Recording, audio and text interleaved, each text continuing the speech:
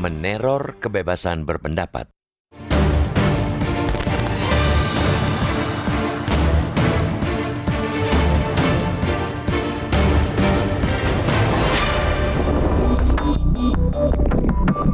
Indonesia seakan kembali berada di zaman batu. Betapa tidak, hari gini masih saja ada pembubaran aktivitas kelompok warga negara. Padahal mereka nyata-nyata bukan warga negara asing alias anak-anak bangsa Indonesia. Mereka juga tidak membawa perlengkapan yang mengancam seperti senjata tajam. Mereka berkumpul dalam keadaan sadar dan tidak mengganggu kawasan sekitar dan dipastikan tanpa di bawah pengaruh minuman keras beralkohol. Pun, mereka bukan anak yang hendak berkumpul untuk tawuran. Mereka yang sedang berkumpul dan kemudian dibubarkan lewat aksi premanisme itu, bahkan dikenal sebagai warga negara yang memiliki rekam jejak bagus dan kekuatan olah pikir. Sebut saja mantan Ketua Umum PP Muhammadiyah Din Syamsuddin, pakar hukum tata negara Refli Harun, dan mantan Sekretaris Kementerian BUMN Said Didu.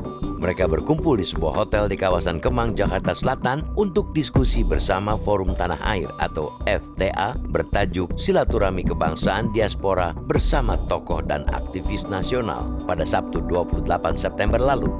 Sungguh miris, kumpul-kumpul dalam kerangka bertukar pikiran para tokoh itu kemudian direcoki sejumlah massa. Menurut penelusuran kepolisian, ada sebagian massa yang mengatasnamakan Forum Cinta Tanah Air berdemonstrasi di luar hotel dan ada kelompok yang menyusup ke dalam hotel. Mereka melakukan aksi barbar, perusakan, dan intimidatif terhadap peserta diskusi. Padahal Undang-Undang Dasar 1945 sudah menjamin kemerdekaan berserikat, berkumpul, serta mengeluarkan pikiran bagi setiap orang. Prinsip tersebut pernah disebut oleh proklamator sekaligus Presiden pertama Republik Indonesia, Soekarno, sebagai tuntutan bagi semua orang di bawah kolong langit ini. Artinya, kebebasan mengeluarkan pendapat ialah tuntutan sejak awal kemerdekaan bangsa Indonesia. Bila ada praktek berlawanan, sama saja memundurkan Indonesia ke zaman sebelum merdeka, baik di era penjajahan maupun masa kerajaan Nusantara yang masih menomorduakan hak bagi warga negara.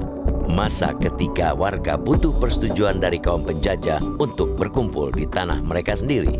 Di zaman modern, terlebih di era reformasi, negara wajib menghormati dan melindungi hak kebebasan berpendapat dan berekspresi.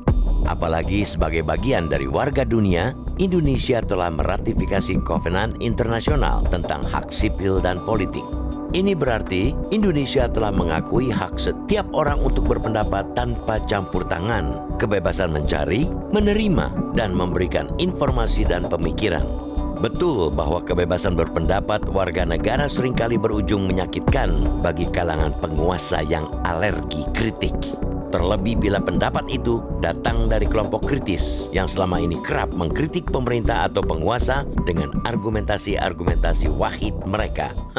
Akan tetapi, sekeras apapun kritik yang disampaikan, kekuatan otak tidak seharusnya dihadapi dengan kekuatan otot dan muka seram. Jika penguasa merasa gerah, semestinya lawan kritikan dan pemikiran kritis itu dengan pemikiran yang tidak kalah tinggi, tanpa pula harus dengan suara yang meninggi.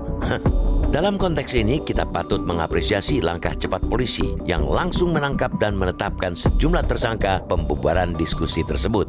Langkah tersebut setidaknya bisa menepiskan anggapan publik tentang permisifnya polisi terhadap aksi pembubaran tersebut lantaran viralnya video berisi pelaku aksi berpelukan dan salam hormat dengan aparat polisi di media sosial. Sejatinya memang tidak ada alasan pembenar bagi pelaku untuk melakukan tindakan bodoh itu.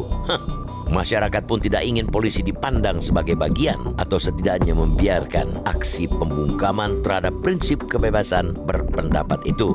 Demi kehidupan bernegara yang lebih demokratis dan beradab, publik menaruh harapan dan kepercayaan kepada polisi untuk menyelidiki kasus pembubaran diskusi tersebut setuntas-tuntasnya, seterang-terangnya.